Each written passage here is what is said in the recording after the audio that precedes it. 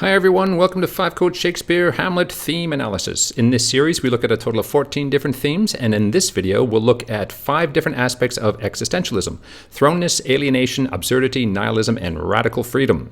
What I do in each video is first identify the important aspects of the theme and apply them to the play, and then we dig deeply into the text of each play and pull out several quotes that prove the connection.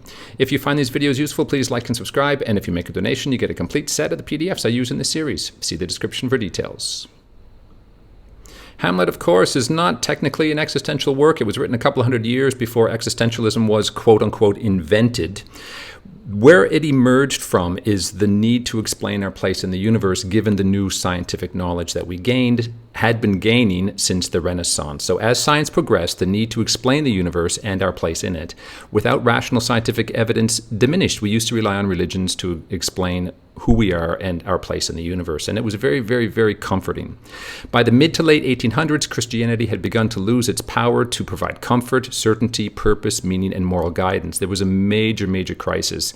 And I think one of the most sensitive renderings of that crisis was in Dover Beach by Matthew Arnold in the mid to late 1800s. Listen to this. He says, "The sea of faith," that's religion, "was once too at the full, and it was like a girdle around earth, and it was very protective and comforting, lay like the folds of a bright girdle furled. But what's going on now I only hear its religion's melancholy long withdrawing roar, retreating. Religion is retreating to the breath of the night wind, down the vast edges drear and naked shingles of the world," the naked beaches of the world. Now look at those words.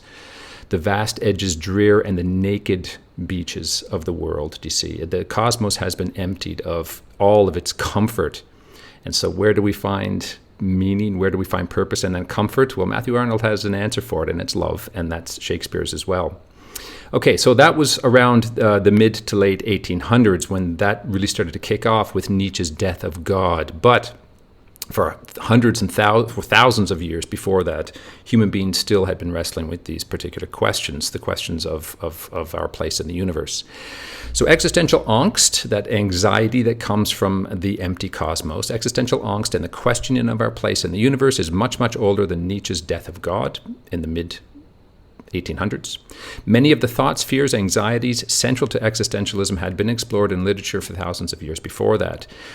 Shakespeare, now, where does Shakespeare lie in all of this? Without explicitly denying the existence of God, he doesn't. He never really does. But Shakespeare does wrestle with many of the same doubts and themes, which has led some scholars to suggest that perhaps he was an atheist, because atheism was a thing back in those days, but it wasn't a very common thing. I don't think he was, but those doubts nag on everybody, even if you do have religions, a religion to provide comfort. Those questions are unavoidable at some point. Animals are lucky. Non-human creatures are lucky in that they never feel separated from their environment. A fish in water is a fish in water completely and wholly and fully, and they're fully realized as creatures being a fish in water. Not so human beings. Way back in 1818, William Wordsworth, even one of the Romantic poets, well before the existential era, he put it nicely. He said, "Part of being human, the groundwork of all true philosophy, is an understanding of the tension between our sense of being at one with the whole." Now, we do feel this at your best moments. You do feel in harmony. You're in a park and it's quiet and you're alone with your thoughts, or you're with someone who you are enjoying at a very, very deep spiritual level. And we do feel at one with the universe and with ourselves. Those are wonderful feelings, and hopefully most of us encounter those occasionally. But at the same time, equally, we feel like we are separated from the universe around us and from ourselves often. So that tension between that sense of oneness and that sense of being separate is what tortures, is an existential torture for human beings. And Hamlet is definitely alien. That's alienation. And Hamlet is definitely alienated from everything. So being thrown into this wasteland, he wasn't thrown into that park with loved ones who were concerned for him with meaningful employment, do you see? He was thrown into this wasteland and he's alienated from society. His only bond, so from society and from himself, we're going to talk about down here, but he's alienated from society for sure. His only bond is with Horatio, and it's actually a pretty good bond, but it's not enough. The powers arrayed against the mere defense of Horatio are too great, and Hamlet is overwhelmed by them. So his only bond is with Horatio. This is both a cause. So this alienation is both a cause and a symptom of depression, by the way. If you are clinically depressed, the world is a universe away from you. The warmth, the potential warmth of your society is a billion years away from you. You just don't have access to it. But that alienation can actually cause depression as well. So here we see him cut off from his family. He says, "You are the queen, my husband, your husband's brother's wife, and were not so, you are my mother." Do you see? If you say that about your mom, even if your mom is a horrible person, and there are lots of horrible moms out there and horrible fathers as well, and maybe it's wise to come to terms with that and say, yeah, you're a horrible person, but that doesn't affect me. I'm still me. I'm still a good me. This is the psychological damage that bad parents can do. But if you've harmonized yourself with that reality and you're comfortable with yourself, you don't need to say this anymore. You don't need to be this bitter anymore. But Hamlet certainly is, and he hasn't resolved these issues. Yeah, that's what we say. He hasn't resolved his issues with his mom, so he's cut off from his family. His father, of course, has been murdered, and his father was a bully too. I believe, and I've argued elsewhere, and I'll talk a little bit about today too. He's also alone with his thoughts. He's completely isolated. He says it cannot be. So all of this mess, the death of my father, the ghost returning, it's a mess, and it is not, and it cannot come to good.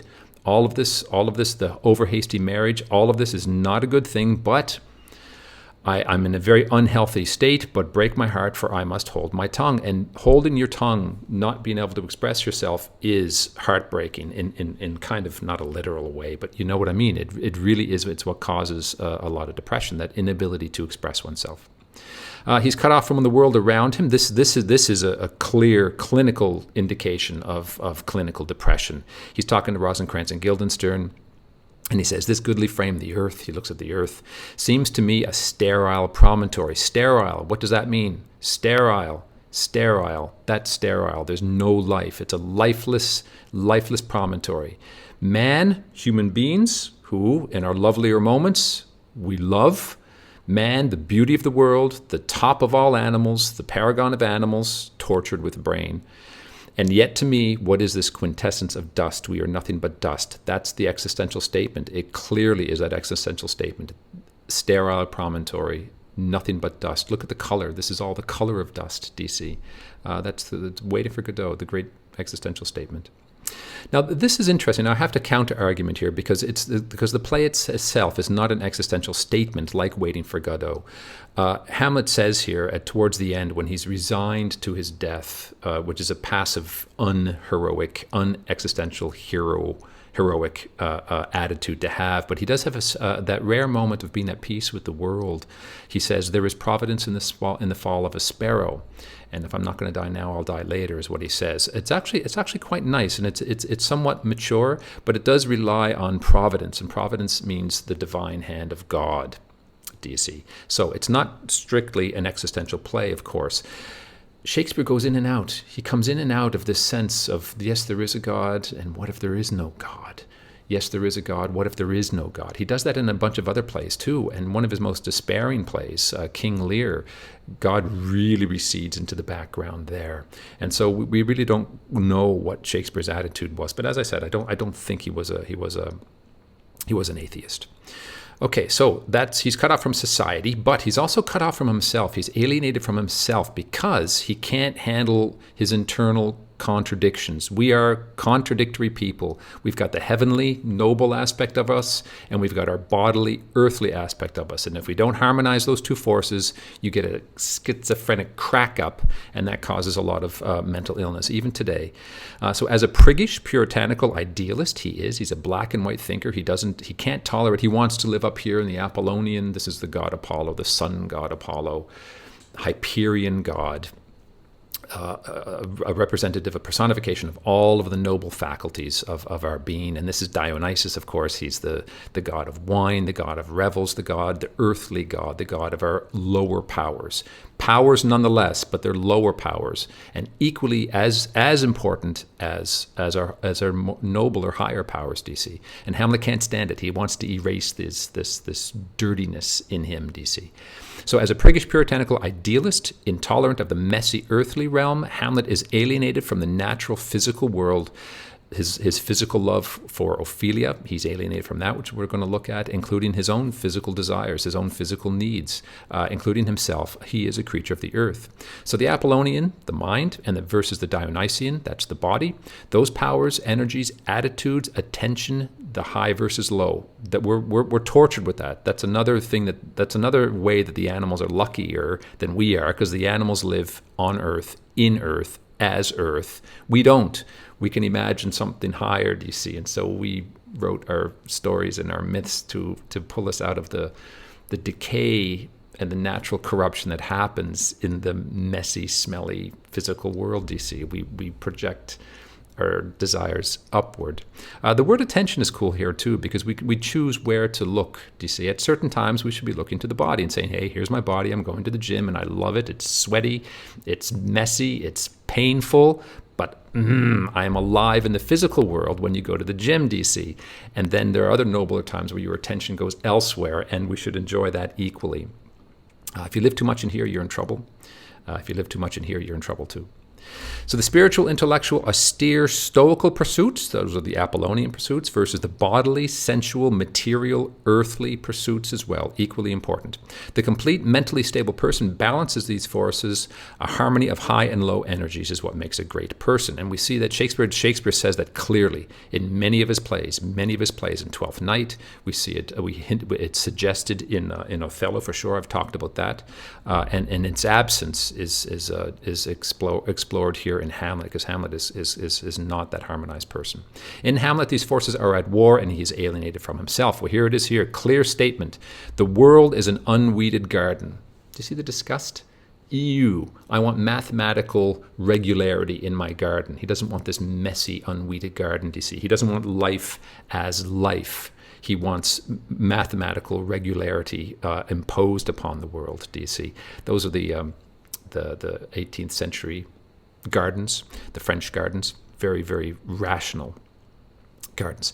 So the world is an unweeded garden that grows to seed. Things rank and gross in nature possess the world merely. All he sees is the foulness of the earth, which is not wrong. The earth does contain that kind of foulness, and that messiness can be gross. There's death and decay, corruption. The original meaning of the word corruption is part of this, and we have to accept it, but he refuses to accept it. It bothers him. That it should come to this. My mother is married to my uncle only a couple of months after her husband was dead. So excellent a king, my father was an excellent king. That was to this, Hyperion to a satyr. He imagines his father in several places in the play. He imagines his father as the sun god. It's projection, and it's false, but it's an idealization of the father as the sun god. But that's where Hamlet wants the father to exist, and that's where Hamlet wants to exist himself. And he imagines Claudius as a satyr. Now, satyr was the half goat with the horns on his head, and he was pure physicality, and he was a good buddy of Dionysus, obviously. Okay, so here's some evidence for all of that. Here's he hates himself. He's alienated from himself here. He's disgusted with his own sexuality. He's disgusted with his own self. And this is the terrible nunnery scene where he's screaming at Ophelia, accusing her of being sexy, accusing her of being attractive. He hates that in her, and he hates those feelings in himself. He says, what should fellows as I, what should such fellows as I do crawling between heaven and earth? We are errant knaves all. He would rather not exist. If I can't exist in this realm purely, then I don't want to exist. I refuse to accept my earthly being. It's not psychologically healthy.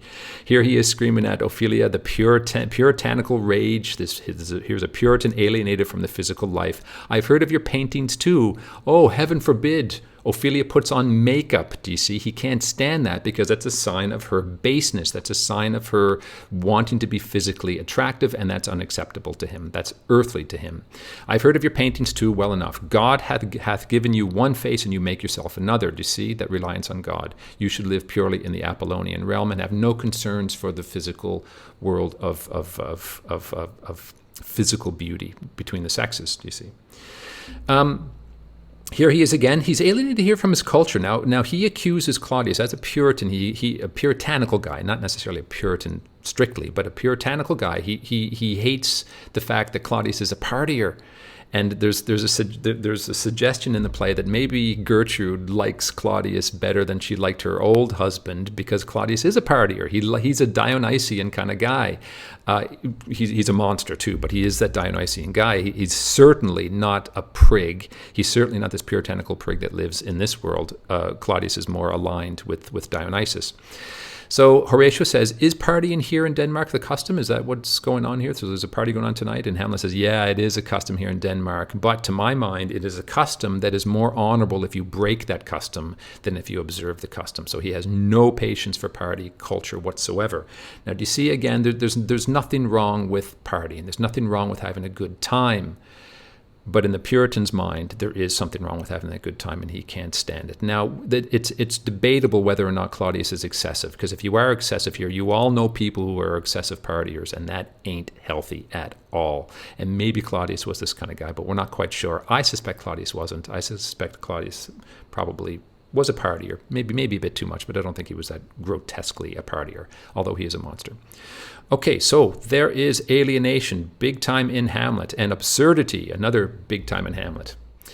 Okay, so that was existentialism, thrownness, alienation, absurdity, nihilism, and radical freedom. I hope you found these videos useful, and if you did, please like and subscribe, and come back for my next video. We'll talk about the Dark Triad. I hope you found these videos useful, and if you did, please like and subscribe, and pick up a copy of your PDFs if you need them. Thanks for watching.